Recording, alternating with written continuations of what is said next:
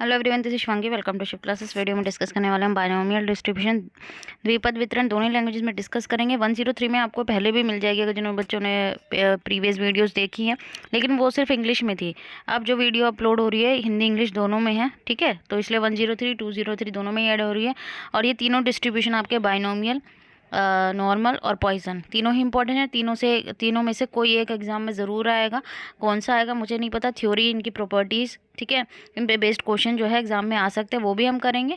तो इस में हम बायनोमियल डिस्ट्रीब्यूशन को समझने वाले हैं, उसके फॉर्मूले को एक साथ में हम न्यूमेरिकल भी करेंगे और इसकी प्रॉपर्टीज़ को समझेंगे, ठीक है। तो जिस तरीके से मैं आपको इसका थ्योरी करा रही हूँ वही तरीके से आपको एग्जाम में लिखना है, तो आपको पूरा एग्जाम में स्कोर मिले। एग्जाम्पल भी आप लोग उसको सॉल्व करना है, ठीक है। क्वेश्चन में अगर आपसे पूछा जाता है व्हाट इज़ बायनोमियल डिस्ट्रीब्यूशन और उसकी प्रॉपर्टीज़ क्या है, तो एग्जैक्ट ऐसे ही लिखना, ठीक है।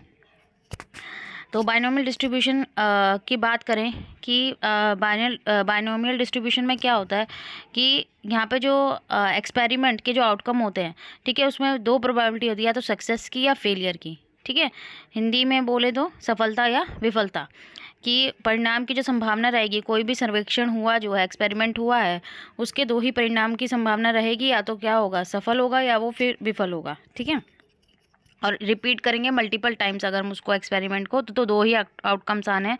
तो बायनोमियल डिस्ट्रीब्यूशन एक इस टाइप का डिस्ट्रीब्यूशन है जिसमें सिर्फ दो ही पॉसिबल आउटकम होंगे। जैसे अगर हम एक कॉइन को टॉस कर रहे हैं तो दो ही पॉसिबल आउटकम है, या तो हेड आएगा या टेल आएगा, ठीक है, दो ही हैं भाई। अगर हम हेड आने की पॉसिबिलिटी हमें निकालनी है, ठीक है। अगर हमने टॉस करा, टेल आ गया, तो यहाँ पे हेड क्या फेलियर हो गया, ठीक है। हम देखेंगे हेड आने के कितने, भाई एक कॉइन को टॉस करें तो हेड आने की सक्सेस होने के कितने चांसेस है, एक है, मीन्स 1/2 है, ठीक है, क्योंकि दूसरी बार टेल आ सकता है। और रिपीटेड टाइम करेंगे, पता नहीं कितनी बार हेड है, कितनी बार हम उसे टॉस करेंगे, 2 बार करेंगे तो कितने हेड्स आएंगे, ठीक है। और अगर हम कोई टेस्ट ले रहे हैं तो उसके भी दो ही पॉसिबल आउटकम है, या तो पास होगा बच्चा या फिर फेल होगा।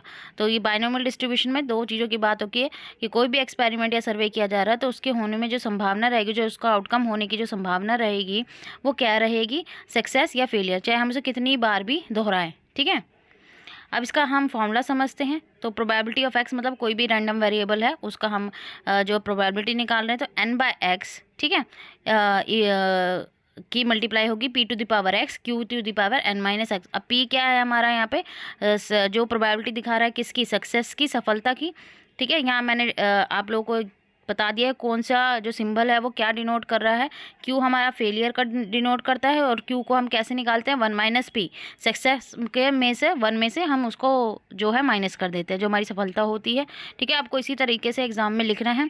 तो अब इसको हम कैसे एक्सपैंड करेंगे, n फैक्टोरियल, ठीक है, n factorial n - x factorial. इसको हम nx को हम इस तरीके से भी लिख सकते हैं, ncx, ठीक है, जो हमने लिखा है, मैंने आपको प्रोबेबिलिटी का एक क्वेश्चन कराया था, ठीक है। ncx जो n/x लिखा है ना, इसको हम कैसे लिख सकते हैं, ncx कैसे लिखेंगे हम, ncx px p⁻x q⁻n - x, इस तरीके से लिखेंगे, ठीक है। और ये आपको जो फॉर्मूला है, भाई मैंने फैक्टोरियल वाला आपने प्रोबेबिलिटी करा की, ये चीज़ आपको समझाई थी किस तरीके से होती है। अभी हम जब इसके न्यूमेरिकल करेंगे तो आपको क्लियर हो जाएगा। जैसे आपको बेस थ्योरम क्लियर हो गई होगी, 4 हम न्यूमेरिकल कर चुके हैं। कमेंट करके बताना कि बेस थ्योरम के न्यूमेरिकल आप लोगों को कैसे लगे, आपको ईजी लग रहे हैं, आप समझ रहे हैं कि आप अटैम्प्ट कर पा रहे हैं क्वेश्चन अपनी बुक्स में से। तो अब हम एग्जाम्पल से समझते हैं इसको। एक कॉइन हमने टॉस करा कितनी बार, 5 बार। तो बायनोमियल डिस्ट्रीब्यूशन का इस्तेमाल करके हमें प्रोबेबिलिटी निकालनी है, या तो एग्जैक्टली 2 हेड्स आए और सेकंड में एटलीस्ट 4 हेड आए, ठीक है। तो अब हम फर्स्ट पार्ट को हम करते हैं पहले, एग्जैक्टली 2 हेड। तो अब यहाँ पे कॉइन को यहाँ जब रिपीटेड टाइम ऑफ करते हैं तो इसको बर्नौली ट्रायल बोलते हैं यहाँ पे, ठीक है, कि एक ही एक्सपेरिमेंट को हम बार बार कर रहे हैं, कॉइन को हम बार बार टॉस कर रहे हैं, ठीक है। तो ये एग्जांपल किसका होता है, बर्नौली ट्रायल बोलते हैं इसके। अब इस प्रॉब्लम के अकॉर्डिंग हमारा नंबर ऑफ ट्रायल्स कितने, हमने कितने ट्रायल लिए हैं, n कितनी बार उछाला है, मतलब सिक्का कितनी बार उछाला है, 5 बार उछाला है। हेड आने की कितनी चांसेस है, 1/2 है भाई, या तो हेड आएगा या टेल आएगा, हम कितनी बार भी उछालें, या तो हेड आएगा या टेल, तो कितने चांसेस है हेड आने के, 1/2 है, ठीक है। तो फेलियर के कितने चांस हो गए, 1/2 भाई, 1 में से हम हाफ माइनस करेंगे। भाई पी हमारा सक्सेस डिनोट करता है, हाफ है। क्यू कैसे निकलता है, 1 - p करके, तो 1 - हाफ, ठीक है, 1 - हाफ। तो एलसीएम लिया 2, यहाँ आ गया 2, 2 - 1 कितना हो गया, 1 कितना आ गया, 1/2। तो हमारी फेलियर भी कितनी आ गई, 1/2। क्लियर हो रहा है ना। फिर एग्जैक्टली टू हेड निकालना है भाई। अब हमारा फॉर्मूला जो है हमने अभी पढ़ा है क्या, NCX वाला, ठीक है, तो हम उसको वही यहाँ इस्तेमाल कर रहे हैं। NCX यहाँ फॉर्मूला हम लिख लेते हैं एक बार, फॉर्मूला मैं यहाँ आपको लिख देती हूँ। NCX लिख के आप कर लेना, NCX P⁻X Q⁻N-X, ठीक है, हाँ ठीक है, ये हमारा फॉर्मूला है। N हमारा क्या है यहाँ 5, तो 5C2, ठीक है। प्रोबेबिलिटी P क्या है हमारी, हाफ की पावर, X क्या है हमारा 2, ठीक है, एग्जैक्टली 2 हेड्स पूछा है तो 2 है। Q हमारा क्या है, हाफ है, ठीक है। N क्या है हमारा 5 -2, तो ये वैल्यूज़ हमने इसमें पुट कर दी फॉर्मूले में। फिर इसे सॉल्व करना है। 5C2 का मतलब क्या है, 5 फैक्टोरियल। 5C2 का मतलब क्या है, 5 फैक्टोरियल,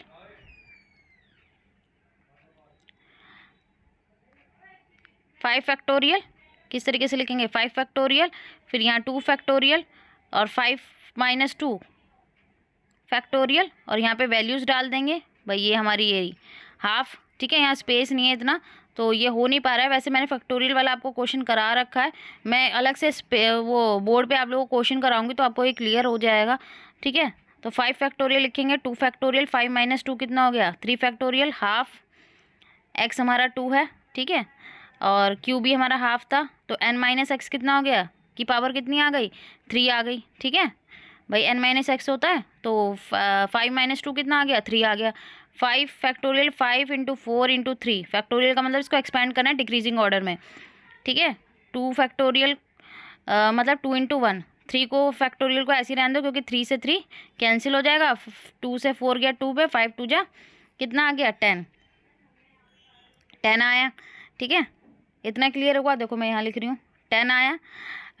10 आने के बाद हाफ का यहाँ कितना है, हाफ का स्क्वायर है तो 1/4 हो गया, और फिर यहाँ हाफ की क्या है क्यूब, तो 1/8 हो गया। अब 10 से 2 और 4 हम कैंसिल कर देते हैं, 2 पे और ये 5 पे, अब कुछ कैंसिल नहीं होगा, नीचे है 2 और 8 ऊपर 5, तो 5/16 आ गया हमारा, कितना आ गया 5/16।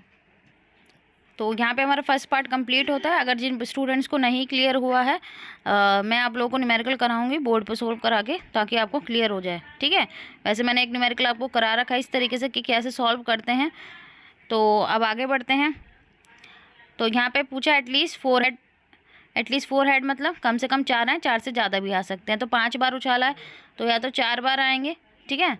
तो यहाँ हमारी प्रोबेबिलिटी निकलेगी x की 4 की और 5 की, कि जो हेड है वो 4 टाइम्स आ रहा है और x जो है 5 टाइम्स आ रहा है, ठीक है। तो 2 बार यहाँ प्रोबेबिलिटी निकलेगी क्या, एक तो 5C4, कैसे 5C4 जो हमारा हाफ है, हाफ की पावर 4, ठीक है, और q की पावर N-X तो 5 - 4, तो 5C4 का मतलब क्या हुआ 5 फैक्टोरियल, 4 फैक्टोरियल, 5 - 4 कितना हो गया 1 फैक्टोरियल, इंटू हाफ की पावर 4 कितना हो गया 16, 1 × 2 × 1/2 इंटू, ठीक है, और यहाँ 5 - 4 1 आ गया तो हाफ ही आ जाएगा, इतना हुआ। उसके बाद 5 फैक्टोरियल, इसको एक्सपेंड कर लेंगे 4 फैक्टोरियल अपॉन में 4 ही रहने देते हैं, एक्सपेंड करने की ज़रूरत नहीं है। 4 से 4 कैंसिल हो गया, हमारा क्या बच जाएगा 5, तो हमारा बचा क्या 5 1/16 इंटू 1/2, कैंसिल कुछ होगा नहीं तो 5/32 आ गया हमारा इसका आंसर, ठीक है। 16 × 2 = 32। इसी तरीके से हम इसे सॉल्व करेंगे। 5C5 जब C के अबव भी और यहाँ भाई N भी 5 है और X भी 5 है तो इसका आंसर 1 होता है, ठीक है। हाँ, याद रखना हमेशा इसका आंसर क्या होगा 1 होगा, सॉल्व करने की ज़रूरत ही नहीं है। फिर है हमारी हाफ की पावर 5, P की पावर 5, ठीक है, और Q की पावर 5 - 5, इसे हम यहाँ पे मैं सॉल्व करा देती हूँ आपको एक बार, ठीक है। तो हाफ की पावर भी भाई 5C5 है, ठीक है, और इसकी पावर हमारी 5 है, ठीक है, और Q की पावर भाई N-X होता है तो 5 - 5, और इसकी पावर क्या हो जाएगी 0, तो जिसकी पावर 0 होती है उसका आंसर क्या होता है 1, तो ये भी 1 हो गया, ये भी 1 हो गया, इंटू 1/2 की पावर 5 है तो कितना हो जाएगा 1/32, 2 को 5 बार मल्टीप्लाई करेंगे तो 1/32, तो यहाँ हमारा 1/32 आ गया, ठीक है, क्लियर हुआ। अब बढ़ते हैं आगे, हमारी जो प्रॉपर्टीज़ हैं वो हम देख लेते हैं एक बार जल्दी से। तो इसके हैं कि दो ही पॉसिबल आउटकम्स होते हैं, या तो ट्रू होगा या फॉल्स होगा, सक्सेस फेलियर। ठीक है। फिक्स नंबर ऑफ एन, भाई एन जो होते हैं फिक्स नंबर होते हैं, रिपीटेड ट्रायल्स होता है, गिवन x/5 हम 5 बार उछाल रहे हैं, 6 बार, फिक्स्ड है हमारे पास, फिक्स्ड होगा। जो प्रोबेबिलिटी रहेगी सक्सेस और फेलियर की वो कांस्टेंट रहेगी। ठीक है, कि भाई हेड आने की प्रोबेबिलिटी हाफ है, टेल आने की प्रोबेबिलिटी हाफ है, यानी कि बार बार चेंज होती रहेगी। दो successful attempt are calculated out of an independent trial. तो यहाँ पे अगर हम देखें जो सफल प्रयासों की गणना एन स्वतंत्र परीक्षणों से की जाती है। सक्सेसफुल की हम किससे कैलकुलेट करेंगे, जो आउट ऑफ एन है, भाई एन में से जो हमारे एन नंबर ऑफ ट्रायल्स है उसी में से हम जो है अटैम्प्ट्स देखेंगे हमारे सक्सेसफुल अटैम्प्ट्स कितने हैं। एवरी जो ट्रायल होगा वो इंडिपेंडेंट होगा अपने से। ठीक है, इसका मतलब क्या है कि जो आउटकम आया एक ट्रायल का उसका इफेक्ट नहीं होगा नदर ट्रायल से। मतलब हमने पहली बार सिक्का उछाला है, ठीक है, तो हेड आया, दूसरी बार सिक्का उछाला तो हेड आया, ठीक है, तीसरी बार टेल आया। तो तीनों आउटकम का एक दूसरे से इंडिपेंडेंट है, कोई किसी पर डिपेंड नहीं है। क्या पता हमने लगातार उछाले तो 4 बार टेल आ जाए, फिर हेड आ जाए, लगातार 5 बार हेड आ जाए। ठीक है, तो जो है उसका पहले वाले का दूसरे वाले पर कोई इफेक्ट नहीं पड़ता है। तो यहाँ पे हमारा जो ये प्रॉपर्टीज़ है वो ख़त्म होती है, पूरा बायनोमियल डिस्ट्रीब्यूशन। आई होप आपको क्लियर हो गया होगा, और वीडियो अच्छी लगी तो like share and subscribe my channel. Thank you.